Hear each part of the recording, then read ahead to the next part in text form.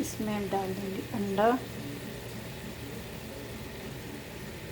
चाहे तो आप अलग से भी बना सकते हैं, मैं इसी में